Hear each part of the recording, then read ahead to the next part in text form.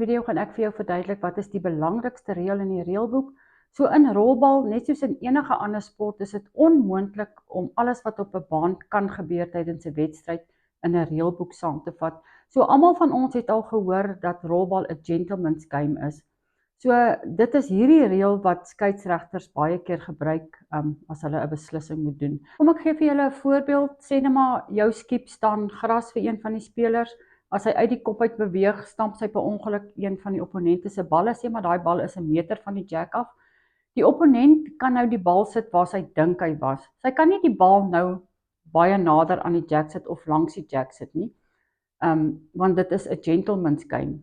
En dit is dan wanneer hierdie reël geld. So jy moet jouself altyd afvra, is dit wat die opponent nou wil doen regverdig om te doen? So hier's wat eintlik moet gebeur. Die opponent moet die bal sit waar sy dink hy was, maar sy moet ook darm vir die skiep wat die bal geskop het. Hoorie, dink jy, ek dink die bal was hier, dink jy die bal was ook hier. Dan lees gerus op bladsy 10 die voorwoord in die nuwe reëlboek.